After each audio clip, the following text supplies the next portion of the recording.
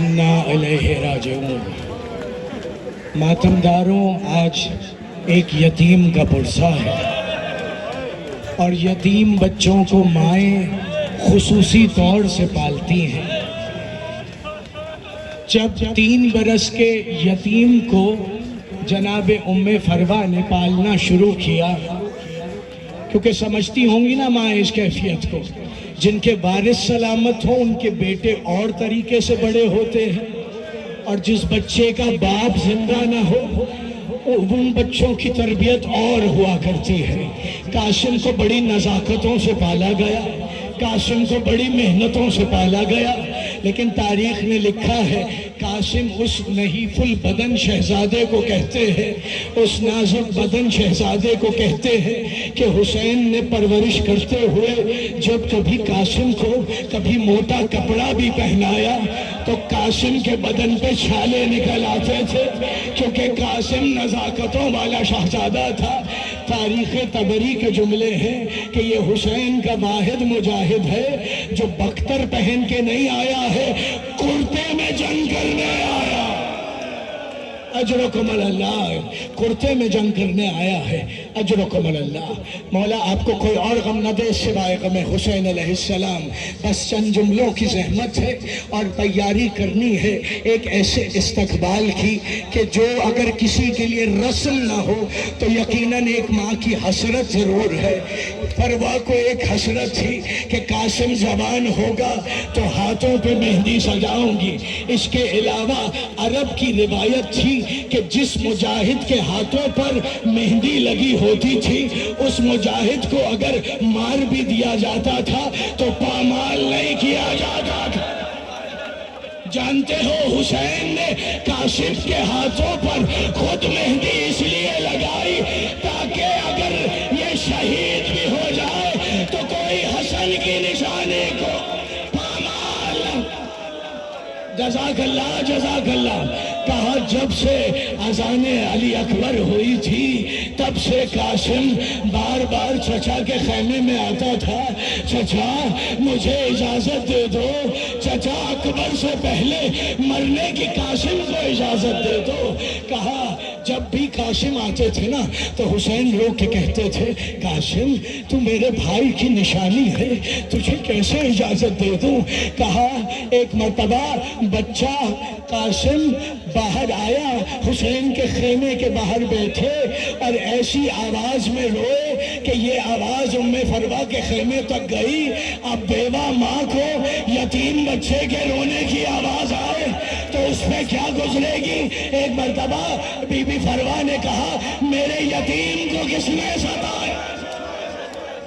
یہ قاسم نازوں کو پالا ہے۔ کہا میرے یتیم کو کس نے ستایا ہے؟ اجرکم اللہ ہے۔ کہا ایک مرتبہ قاسم نے کہا چچا مرنے کی اجازت نہیں دے رہے۔ ایک مرتبہ قاسم کا تعویذ کھولا اور کہا حسین یہ تعویذ نہیں ہے، یہ حسن کا خط ہے۔ حسن نے خط میں لکھا ہے حسین جب غریب ہو جانا تو قاسم کو میری طرف سے قربان کر دینا، لیکن ہر شہید کا لاشا اٹھانا اور تھا، قاسم کا لاشا اٹھانا اور تھا۔ حسین نے پھٹی ہوئی عبا بچھائی، کہیں سے انگلی اٹھائی، کہیں سے کلائی اٹھائی، کہیں سے کوہنی اٹھائی، اور ایک مرتبہ حسین نے اپنے کاندھے پہ لاد ہی رہے تھے کہ کیا دیکھتے ہیں کوئی سبز قبا میں موجود ہے جو قاسم کی لاش کے ٹکڑوں کو چن رہا ہے۔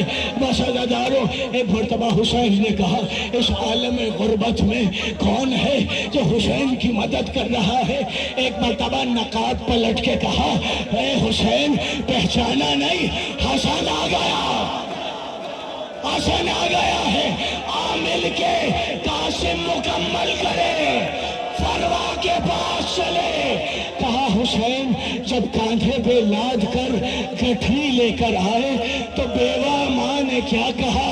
ام فروا نے کہا حسین میرے بیٹے کا لاشا کیا اس قابل نہیں تھا کہ تم اٹھا کے لاتے. کہا بھابھی فرما یہ ہے تیرے قاسم کی معیار، جتنا حسین کو ملا حسین لے آیا ہے. ایک ہاتھ ماں نے دیکھا جس پہ مہندی سجی ہوئی تھی. ماں نے کہا اے میرے دولا، ماں تیری حسرت کے قربان.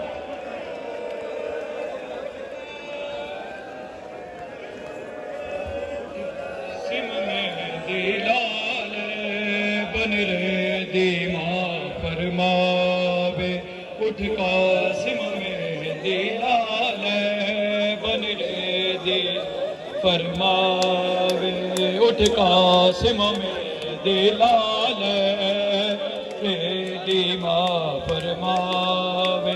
تیرے پیو دی وصیت چالا ہے، پیو دی وصیت چالا، بچڑا پوری ہو جاوے.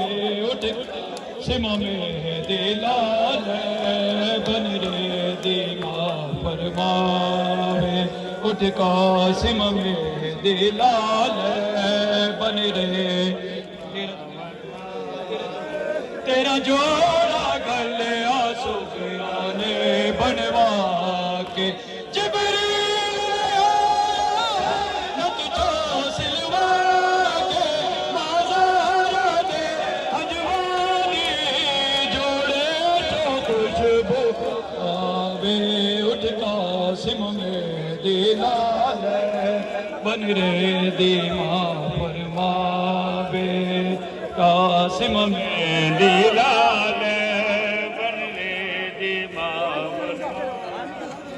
شگنا دا گانا لے کے سکینہ آئی، بچڑا روم جی اپنی ماں جائی. جو لوگ منگے مینو دیوی ماں قاسم نو جاوے. اٹھ قاسم مہندی لال بن رے.